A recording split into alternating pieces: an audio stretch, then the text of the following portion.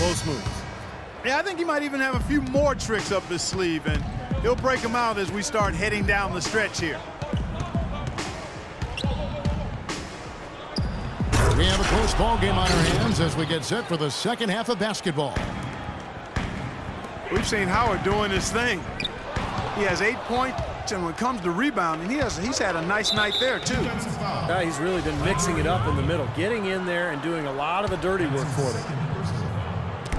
Beverly and Harden man the back. Monty Eunice up there with Howard. And it's Ariza in the small forward position. That's the 5 for Houston right now. Well, Chris Paul breaking Magic Johnson's record last season with 13 double-doubles to start the season. That's points and assists we're talking about. You know, anytime you're mentioned in the same breath as a Hall of Famer, that's a pretty good thing. It's Harden with the drive. Monty Eunice kicks to Harden. And there's a whistle. That's going to go on James Harden. That's his first foul. And this, now a list of guys who can shoot it as well as they can pass it. The point guards with the highest shooting percentage in the NBA. Third is Chris Paul. Well, as a point guard, you want to create the best shot possible for your team on every trip. And given the way those players have shot the ball, it might always be a good idea for them to do it alone. I don't really want to see them doing that, Steve. They got to keep everything in the framework of the team no matter how well they're shooting it. I know what you mean. They have been hot, but keep everybody involved. And Chris Paul finishing last season as the NBA's leader in assists per game. His third time achieving that mark. Yeah, and he's been in the top 5 in that category pretty much since he came into the league. You won't find any better than Chris Paul as a point guard. Nice move and finish. I think the halftime break gave him a second win. He looks fresh. And the Rockets making a change here. Crawford outside. Jordan with a screen on Harden. Crawford drives in. Just 5 to shoot. And it's the Clippers scoring again. A nice start to the second half. Just one miss in their first 5 attempts. Harden the pass to Papanicolo. He dishes it to Ariza. And 2 free throws coming up as he misses that one. Drawing the whistle and a lot of contact there. You know, Dwight Howard had started 6 straight All-Star games until last season. The new balloting system with 2 backcourt players and 3 frontcourt players resulted in Blake Griffin and Kevin Love in the starting lineup. Howard felt slighted. He thinks that centers are kind of getting the short end of the stick here. Catching up on the changes for Los Angeles. Hawes comes in for DeAndre Jordan. And J.J. Redick is subbed in for Jamal Crawford. And Beverly kicks to Harden. Oh, and there's the one-handed jam. They'd love to get more of those, the easiest 2 points possible. And on a fierce finish. Yeah, that's exactly how they're going to cut into the lead, Kevin. Yeah, that's why they've got to tighten up their D. And I'd be surprised if the defense allows any more free runs to the hoop like that. And Doris Burke has something for us. Hey, Doris. Thank you, Kevin. Doc Rivers trying to help this Clippers team to the mountaintop. And Chris Paul said, I've never had a coach that wants to win as bad as I do, until Rivers. Rivers said, I'm just here to try to win. I always tell our players there's no guarantee to it. You have to be willing to get your hearts broken. Gentlemen. He's getting him to lay it all on the line. Doris, thank you. And you remember, Howard last season created a mock commercial asking people to save the centers. Yeah, you know, as usual, Dwight Howard finding a way to have fun with it in bizarre fashion. That's part of who he is. But I think the underlying issue is a true one. The age of the lumbering pivot man in the NBA seems to be slowly going towards extinction. I think they gave him a little too much room there. I mean, that was all he needed to rise up and punch that one down. Yeah, he's going to jump at those chances, guys. Yeah, that's what he does. He is a high flyer. Physically, there's no doubt they've been the stronger team. That plus 10 rebound advantage tells you all you need to know. Yeah, not to mention what it says on the scoreboard. I mean, they're really pushing them around physically at this point. And a nice job there defensively, just getting a hand up enough to bother the shot. Yeah, that was very nice. Impressive. It made it a much more difficult shot. In this quarter, he's really been off the mark. He just looks a little bit unsettled. Well, when you think of the great playmakers in league history, John Stockton per game averaged double-digit dimes. Think of this. For his career, 15,806 career assists. A record you knew right off would stand for a very long time. And he wasn't really a flashy passer like a lot of the great playmakers you think of, but just always in control. Kind of an old school game, but one that was tremendously successful over the course of his almost 2 decades with the Utah Jazz. Here's Daniels. Bangs home the trifecta. Daniels has got it back down to within single digits for Houston. Farmar kicks to Davis. Good, and Farmar gets the assist. And the Clippers lead by 11. Man, an even stronger second half. Tremendous efficiency at the offensive end of the floor.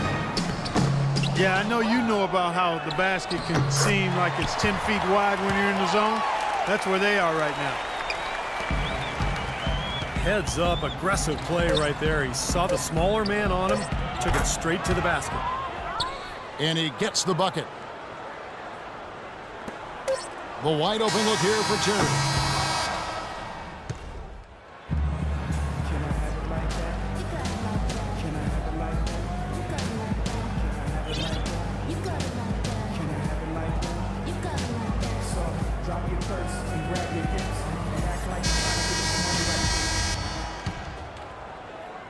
And so here is Houston, down by 12. Next up for them, the Knicks coming out here to play. And on the floor for the Clippers here in the fourth, CP3 and Jamal Crawford make the backcourt. Blake Griffin down low and DeAndre Jordan. And it's Barnes in the small forward. And now we'll get perspective here on how the hustle game has been going for the Clippers.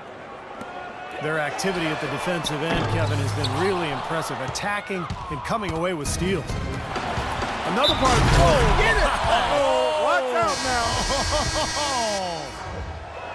He is a highlight reel unto himself, guys. Yeah, wow. That could very well be a contender for Dunk of the Year and perhaps might make its way all over the internet. I'm with you. I'm with you, Clark. That's a crowd pleaser if I've ever seen one. Catching up on the changes for Houston. Dwight Howard. He's checked in for Dorsey. Riza comes in. And James Harden subbed in for Jason Terry.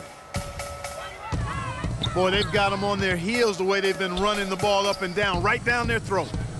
Yeah, it's like a fast break drill out there, guys. A lot of great finishes in transition. It's Crawford with the drive. From 13. Good, and Paul gets the assist. Paul's got his 8th assist in the game. Timeout called, the Rockets. You know, it's interesting. Chris Paul possessing great quickness, and yet his natural inclination is not to push the pace. He tends to prefer to operate in the half court, running the pick and roll. Patrick Beverly, he's checked in for Isaiah Cannon. And the Clippers with a change here, too. Farmar's checked in. Aniuna's no luck. Well, they've been better than good on the glass today. There's a glaring discrepancy between these teams in that area of the game.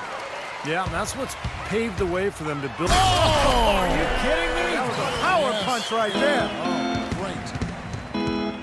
Boy, extremely opportunistic defense leading to those points there. That dunk, Clark, coming within seconds of the steal. Love the way they convert from defense to offense. But that's what happens when you get all 5 guys on a string defensively ready to react and make a play. Crawford with the steal. And there's the call on Patrick Beverly. That's his 3rd foul of the game. Second team foul. Crawford dishes to Farmar. Jordan the pass to Griffin. And he uses the glass on the layup. Boy, they've gone on this run, and ball movement has been a big key. Yeah, they have the defense on the run right now because every pass seems to have a purpose. They're getting great movement, great spacing, and they're really lining them up defensively. They get it back. They recover it. And there's the call on DeAndre Jordan.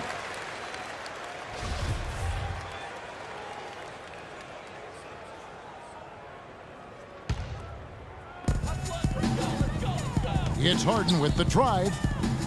In low to Howard. Persistence pays off as they finally hit a shot. Well, he's been a real positive factor for them today, although, you know, as a team, they've had a lot of negatives mixed in there as well. Crawford missing again. He's normally a really big threat from long range. Struggling right now. He might need to mix his game up a little bit. And out of bounds as Los Angeles gains possession. Such a careless pass. You've got to keep your head in the game here. Paul's checked in for Jordan Farmar. Griffin sets the screen for Paul. Now Griffin inside. And a great assist by Paul as that one goes in. Paul's got 9 assists now tonight. It's Harden with the drive. And he gets it to go. He is pouring it on in the second half, guys. I mean, a much better showing than he had before the break. Paul outside. From deep. And he gets it to go. That's his first three-pointer of the half. Remember, he did make one in the first half as well. And Beverly kicks to Howard. And some nice passing there by Houston. He feeds it to Ariza. Misses from 6 feet away. You've got to give them a lot of credit for the job they've done on the backboards. Well, they've done a lot of things right, but I agree with you, Clark. Their rebounding is right there at the top of the list. Well, guys, this was never really a contest, just total obliteration. And you can safely say mission accomplished now for the Clippers. And they could do no wrong today, Steve. That's right. This was a team performing to its Clark fullest capabilities. Yeah, and a very satisfying win for him, too. A game to remember, and on the other side, definitely one you want to forget as soon as possible. And with this effort tonight, grabbing their 8th win of the year. And you have to look back at this and see what a huge game it's been for Paul. And the way he was able to dice up their D with his passing really made things easy for everyone on his team on offense. And the Clippers making a change here. Barnes is checked in. Second half for them, they have not taken good care of the ball. First half they did a pretty nice job, but it's gotten away from them here a little bit. Kicks it to Daniels. Here's Kanan. The shot's good on the assist by Daniels. That lead pass allowed him to get straight to the hoop without losing any momentum. Here's Paul. And he gets it to go.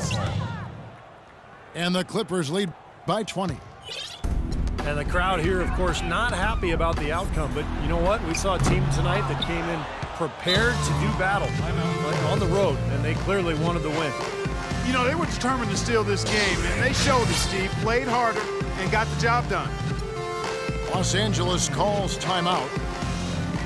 They're leading by 20. 24 seconds left in the fourth quarter. Guys, your thoughts? It's almost like they're rubbing it in a little bit with this timeout, guys. Yeah, not really much to talk about. Let's get the game over and move on. So, for the Clippers, Jordan, he's checked in for Hawes. Griffin comes in for Davis. And it's Crawford in for Barnes. Here's Daniels. It's hauled in by Jamal Crawford. Yeah, he's surprised he didn't make that one because he had a pretty clean look at the hoop. And the slam by Blake Griffin. And that puts a cherry on top, so to speak, of what's been a phenomenal showing for them. All over but the whining.